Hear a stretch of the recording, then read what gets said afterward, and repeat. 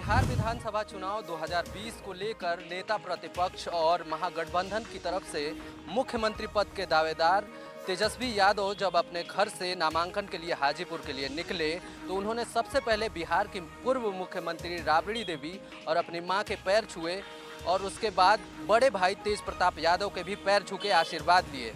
वहीं इस दौरान हाथों में लालू प्रसाद यादव की तस्वीर लिए राबड़ी देवी भावुक हो उठी। बिहार में महागठबंधन के सीएम उम्मीदवार और आरजेडी नेता तेजस्वी यादव ने आज नामांकन पत्र भर दिया है।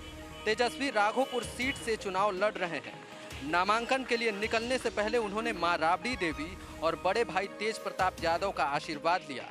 इस दौरान दोनों बेटों के साथ राबड़ी देवी मीडिया के सामने आईं और तेजस्वी को शुभकामनाएं दी। इस दौरान राबड़ी देवी से जब लालू यादव को लेकर सवाल किया गया कि क्या वो उन्हें मिस कर रही हैं, तो राबड़ी देवी ने कहा कि पूरा बिहार उन्हें मिस कर रहा है। जिस राघोपुर सीट के लिए आज तेजस्वी यादव ने नामांकन पत्र भरा है, उस सीट पर हमेशा से लालू परिवार का कब्जा रहा है। हालांकि 2010 में जेडीयू के सतीश कुमार ने राबड़ी देवी को यहां पर शिकस्त दी थी। अब ऐसे में ये देखना काफ़ी दिलचस्प होगा कि तेजस्वी यादव इस बार क्या इस सीट पर जीत हासिल कर पाएंगे। तेलंगाना में भारी बारिश के बाद बाढ़ जैसे हालात पैदा हो गए हैं। बारिश के चलते यहां सड़कों और निचले इलाकों में पानी भर गया है। अभी तक बारिश से करीब 12 लोगों की मौत हो गई है, जिसके बाद सरकार ने यहां येलो अलर्ट जारी कर दिया है। तेलंगाना सरकार ने सभी निजी संस्थानों, कार्यालयों, गैर आवश्यक सेवाओं के लिए वर्क फ्रॉम होम एडवाइजरी जारी कर दी है। साथ ही आज और कल के लिए छुट्टी का ऐलान किया है। लोगों को तब तक घर में रहने की सलाह दी है जब तक कि कोई इमरजेंसी ना हो। चंद्रायन गुट्टा इलाके में दीवार ढहने से 2 घटनाओं में एक बच्चे समेत 10 लोगों की मौत हो गई। शहर में कई सड़कों और निचले इलाकों में पानी भर गया। पुलिस दलों, एनडीआरएफ और आपदा कार्रवाई बल कर्मियों ने उन स्थानों से कई परिवारों को बाहर निकाला जहां पानी भर गया था। कई इलाकों में बचाव कार्य जारी है। बारिश के चलते जहां पूरा जनजीवन अस्त व्यस्त हो गया है, तो कई निचलों इलाकों में पानी भर गया है, जिसके बाद मौसम विभाग ने येलो अलर्ट जारी कर दिया था। अब वहीं सरकार ने भी पूरे इलाके में 2 दिन की छुट्टी घोषित कर दी है। केंद्र सरकार में लाए गए 3 कृषि नियमों को लेकर विवाद अब भी जारी है। पंजाब, हरियाणा और उत्तर भारत के कई राज्यों में लगातार विरोध हो रहा है। इस बीच को लेकर केंद्र सरकार की ओर से किसान संगठनों की बातचीत की पहल की गई है। पंजाब से कुल 7 किसान संगठन दिल्ली में कृषि मंत्रालय पहुंचे हैं, जहां अधिकारियों से कानून पर मंथन हुआ है। लेकिन केंद्र सरकार और किसान यूनियन के बीच की बातचीत बेनतीजा रही। मंत्रालय की बात करने के बाद किसान संगठन के प्रतिनिधि बाहर आए। उन्होंने बताया कि मंत्रालय के लोगों ने उन्हें सिर्फ बिल को लेकर समझाने की कोशिश की है, लेकिन यह नहीं बताया कि विवादित विषयों को कानून से हटाया जाएगा या नहीं। कृषि संगठनों और राजनीतिक दल इन कानूनों को लेकर किसान विरोध करार दे रहे हैं। वहीं किसानों को यह डर जताया जा रहा है कि कहीं इस कानून से एमएसपी सिस्टम खत्म ना हो जाए। हालांकि सरकार लगातार किसानों से अपील कर रही है कि विपक्ष की बातों में ना आए। जम्मू कश्मीर की पूर्व मुख्यमंत्री महबूबा मुफ्ती की 14 महीने बाद रिहाई हो गई है। इस बात की जानकारी जम्मू कश्मीर सरकार के प्रवक्ता रोहित कंसल ने दी है। रोहित कंसल ने कहा है कि महबूबा मुफ्ती की 14 महीने बाद रिहाई की जा रही है। महबूबा मुफ्ती को पिछले साल 4 अगस्त को उस समय नजरबंद कर दिया गया था जब केंद्र सरकार ने जम्मू कश्मीर राज्य को 2 भागों में बांटने के साथ ही उसका विशेष दर्जा छीन लिया था।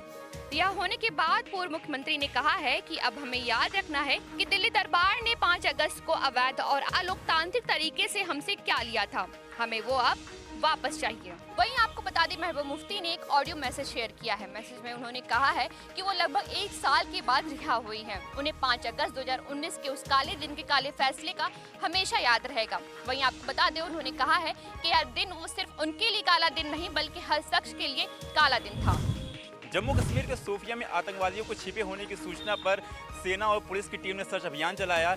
इस दौरान आतंकियों और सेना की मुठभेड़ हुई, जिसमें 2 आतंकी ढेर हो गए। जम्मू कश्मीर के शोपियां में सुरक्षा बलों और आतंकियों के बीच मुठभेड़ जारी है। सुबह से चल रही इस मुठभेड़ में पुलिस और सेना ने मिलकर 2 आतंकियों को मार गिराया है। आतंकियों की पहचान की जा रही है और मुठभेड़ जारी है। कश्मीर पुलिस ने बताया कि शोपियां के चकुरा इलाके में आतंकियों के छिपे होने की सूचना मिली थी। सूचना पर पुलिस और सेना की टीम सर्च अभियान में लग गई। सुबह से ही टीमों ने इलाकों के चारों तरफ घेर लिया और घरों की तलाशी शुरू कर दी। वहीं पुलिस ने बताया कि दोनों आतंकियों के शव को निकाल लिया गया है। उनके पास से कुछ महत्वपूर्ण दस्तावेज और गोला बारूद बरामद हुआ है। उन दस्तावेजों की तलाश फिलहाल पुलिस कर रही है। सहारनपुर में बसपा के पूर्व एमएलसी के घर पे ईडी का छापा। ईडी ने घर का दरवाजा तोड़कर पूर्व एमएलसी के घर में प्रवेश किया। ईडी की टीम 2 इनोवा कार लेकर सहारनपुर जनपद के पूर्व बसपा एमएलसी हाजी इकबाल उर्फ बाला के मकान पे पहुंची। मकान पे कोई सदस्य मौजूद नहीं था और मकान बंद था। ईडी ने मकान के दरवाजे को तोड़कर घर में प्रवेश किया। करीब 1.5 घंटे तक ईडी पूर्व एमएलसी के घर में रही। मुखौटा कंपनियों, आय से अधिक संपत्ति और अवैध खनन को लेकर सीबीआई और ईडी की ओर से पहले ही केस दर्ज किया जा चुका है।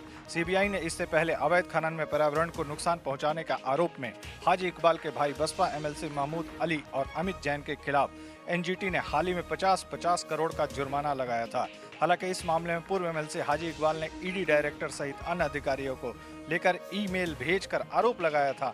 ये भी कहा था कि हाई कोर्ट से स्टे के बावजूद टीम छापे मारने पहुंच रही है।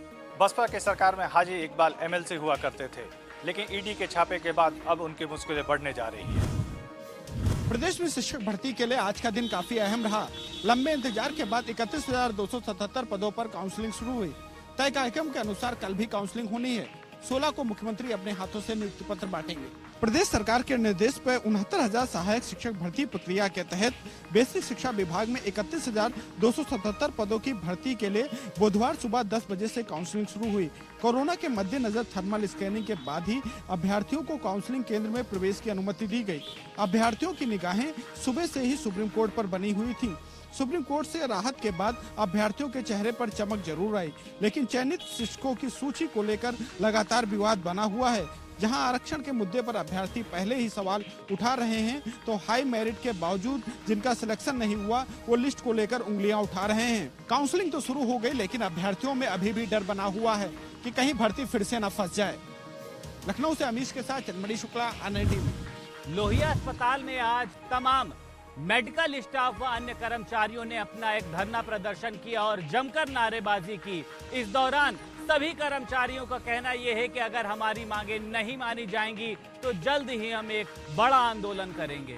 जहां एक तरफ कोरोना काल में तमाम मेडिकल कर्मचारी, वार्ड बॉय, नर्सेस कोरोना योद्धा बनकर लगातार मरीजों की सेवा कर रहे हैं, वहीं इन कर्मचारियों की सुध लेने वाला कोई नहीं है, जिससे कर्मचारी अपनी मांगों को लेकर लगातार परेशान हो रहे हैं। आपको बता दें, राज्य संयुक्त कर्मचारी परिषद के कर्मचारियों द्वारा पुरानी पेंशन बहाली, निजीकरण, आउटसोर्सिंग, प्राइवेट ठेकेदारी समाप्त किए जाने को लेकर आज लोहिया अस्पताल के मेन गेट पर प्रदर्शन किया गया। अब आने वाला समय ही तय करेगा कि इन कर्मचारियों की मांगों को पूरा किया जाएगा या नहीं।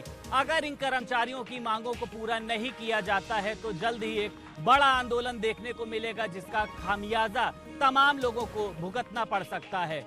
लखनऊ से कैमरा पर्सन मोहम्मद के साथ संदीप खेर, R9 TV, उत्तर प्रदेश। राज्य कैबिनेट की महत्वपूर्ण बैठक में आज 18 मामलों पर मोहर लगी, जिसमें स्कूलों को खोले जाने को लेकर भी गहन मंथन हुआ, जिसके बाद अब स्कूल 1 नवंबर से खोले जाएंगे।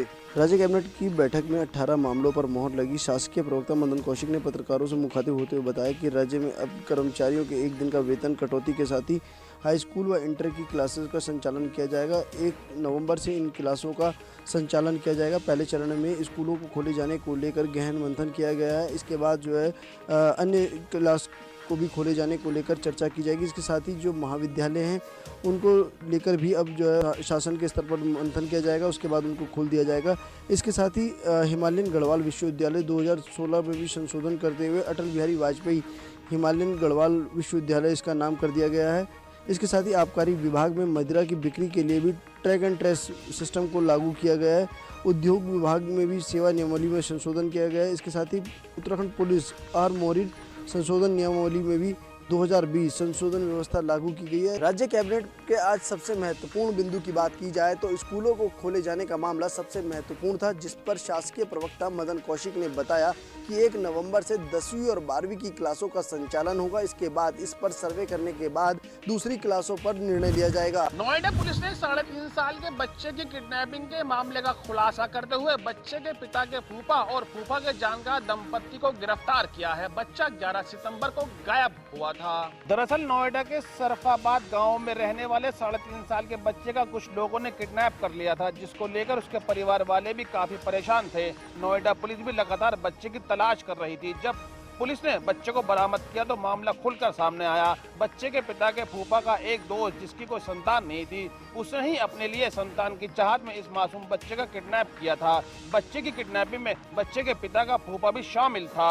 वही मासूम बच्चे के बरामद होने के बाद उसके परिवार की खुशी का ठिकाना नहीं है। अपने बच्चे के किडनैप हो जाने के बाद परेशान परिवार जगह जगह इस बच्चे को ढूंढ रहा था।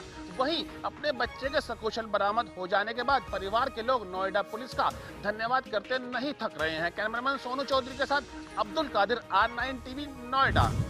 चर्चित बिकरू कांड के मुख्य सरगना विकास दुबे और उसके गुर्गों समेत शस्त्र लाइसेंस की जांच में बड़ा खुलासा हुआ है। असलहा विभाग से 200 फाइल गायब होने के बाद हड़कंप मच गया। बिकरू कांड के मुख्य आरोपी विकास दुबे समेत उसके गुर्गों ने शस्त्र लाइसेंस बनवाए थे। जहां बीते दिनों हुई इस चर्चित कांड के बाद प्रशासन द्वारा गांव के एक शस्त्र लाइसेंस धारकों पर कार्रवाई करते हुए उन्हें निरस्त किया गया था। जांच में पता चला कि विकास दुबे ने वर्ष सन 1997 में अपना पहला शस्त्र लाइसेंस बनवाया था, जबकि इसकी जानकारी असलाहा विभाग से कराना चाहिए तो मालूम चला कि उसकी फाइल गायब है। जिसके बाद विकास दुबे से जुड़े अन्य लोगों की जानकारी की गई तो पता चला कि शस्त्र लाइसेंस में 200 फाइलें गायब हो चुकी हैं। फिलहाल जिला अधिकारी के आदेश के बाद थाना कोतवाली में तत्कालीन सहायक लिपिक के खिलाफ मुकदमा दर्ज किया गया है और इस मामले में गहन जांच शुरू हो गई है। हाथरस गैंगरेप और हत्या के मामले की आड़ में उत्तर प्रदेश में जाति हिंसा भड़काने की साजिश में गिरफ्तार हुए 4 PFI के सदस्यों से आज ईडी ने मथुरा के अस्थायी जेल में गहन पूछताछ की। ये पूछताछ करीब 5 घंटे चली। हाथरस केस की आड़ में बड़े षड्यंत्र के खुलासे के बाद अब PFI की गतिविधियों फंडिंग की दिशा में जांच तेज हो चुकी है। सामने यह भी आया था कि हाथरस के बहाने देश के अन्य हिस्सों में भी दंगा भड़काने के लिए PFI षड्यंत्र रच रहा था। इसलिए आज ईडी ने इस मामले में दिल्ली से हाथरस जाते समय गिरफ्तार हुए PFI के 4 सदस्यों अतिकुर रहमान, आलम, सिद्दीकी और मसूद से अस्थायी जेल में पूछताछ की। 5 घंटे तक चली पूछताछ में ईडी ने चारों आरोपियों से जाति हिंसा फैलाने के उद्देश्य से बनाई गई जस्टिस फॉर हाथरस वेबसाइट के विषय में भी पूछताछ की। ईडी ने आरोपियों से विदेशी लिंक संबंधी पूछताछ की। सूत्रों की माने तो ईडी ने इन चारों आरोपियों से कुछ अहम जानकारी मिली है, जिससे हाथरस में हिंसा फैलाने वाले गैंग और फंडिंग करने वाले के नाम उजागर हो सकते हैं। बीते 5 अक्टूबर को दिल्ली से हाथरस जा रहे 4 संदिग्धों को मथुरा से गिरफ्तार किया गया था और इन्हें राजद्रोह के मुकदमे के तहत जेल भी भेजा गया था। जांच में सामने आया था कि ये चारों संदिग्ध PFI के सदस्य हैं और देश में दंगा भड़काने का षड्यंत्र रच रहे थे। यही नहीं, इन्हें विदेशों से फंडिंग में मिल रही थी और इन्हीं सबूतों के तहत ईडी जांच कर रही है। बिजली चोरी की सूचना पर चेकिंग करने गई विद्युत विभाग की टीम पर दबंग युवक ने लाठी डंडों से हमला कर दिया। जेई सहित 3 लोगों के सर में गंभीर चोट आई है। दरअसल खैर थाना क्षेत्र के गांव सोफा में बिजली विभाग की टीम को सूचना मिली कि एक आटा चक्की संचालक लंबे समय से बिजली चोरी करके चक्की चला रहा है। सूचना पर जेई और अन्य लोग मौके पर पहुंचे। जाकर देखा तो चोरी की बिजली से चक्की चल रही थी। जैसे ही टीम ने वीडियोग्राफी करना शुरू किया तो आटा चक्की संचालक आग बबूला हो गया और टीम पर लाठी डंडों से हमला कर दिया। हालांकि जेई सहित 3 लोगों के सर में गंभीर चोटें भी आई हैं। विद्युत टीम पर हमला करने वाला आरोपी घटना के बाद मौके से फरार हो गया है। वहीं पुलिस मौके पर जांच पड़ताल में जुटी हुई है। अब देखने वाली बात यह है कि आरोपी दबंग की गिरफ्तारी पुलिस कब तक कर पाएगी। अलीगढ़ से कैमरामैन बबलू के साथ प्रमोद कुमार, R9 टीवी, उत्तर प्रदेश। साहिबाबाद में हुई व्यापारी अजय पांचाल की हत्या का गाजियाबाद पुलिस ने खुलासा कर दिया है। इस हत्याकांड में हनी ट्रैप का एंगल सामने आया है। पुलिस ने हत्याकांड में आरोपी अजय पांचाल की महिला मित्र को गिरफ्तार कर लिया है, जबकि उसका पति फरार है। गाजियाबाद पुलिस ने कारोबारी अजय पांचाल की हत्या का खुलासा करते हुए इस हत्या में शामिल कारोबारी की महिला मित्र को गिरफ्तार कर लिया है। आपको बता दें कि कारोबारी अजय पांचाल की हत्या 2 दिन पहले लिंक रोड थाना क्षेत्र में कर दी गई थी और उनका शव लिंक रोड में एक फ्लाईओवर के नीचे पड़ा मिला था, जबकि उनकी कार 1 दिन पहले साहिबाबाद थाना क्षेत्र में हज हाउस के पास से बरामद हुई थी। पुलिस के मुताबिक अजय पांचाल के एक महिला पिंकी से अवैध संबंध थे और पिंकी के पति को इस बात की भनक लग गई थी। पिंकी के पति ने ही अपनी पत्नी के साथ मिलकर एक प्लान बनाया, जिसके तहत अजय पांचाल को ब्लैकमेल कर उनसे कैश लिया जाना था। इसके लिए पिंकी के पति ने अपनी पत्नी को इस बात के लिए राज़ी किया कि वो अजय को अपने घर बुलाएगी और उससे संबंध बुलाएगी। और इसी बीच पिंकी का पति और उसका एक दोस्त सामने आ जाएंगे और ब्लैकमेल करते हुए कैश की डिमांड करेंगे। लेकिन जब हकीकत में ऐसा हुआ तो दोनों के बीच मारपीट शुरू हो गई और उसी बीच पिंकी के पति और उसके दोस्त ने गला दबाकर अजय पांचाल की हत्या कर दी और उसके बाद उसके शव को ठिकाने लगा दिया। मृतक अजय के पिंकी से संबंध थे और इन संबंधों की भनक पिंकी के पति को लग चुकी थी। पिंकी का पति चाहता था कि इसे कैश किया जाए। उसने पिंकी को इस बात के लिए राजी किया कि वो अजय को घर बुलाएगी और उसके साथ संबंध बनाएगी और उसके बाद उन्हें ब्लैकमेल किया जाएगा। टेलीविजन का फेमस शो बिग बॉस की शुरुआत हो गई है तो वहीं बिग बॉस के घर में पहला एविक्शन भी देखने को मिला।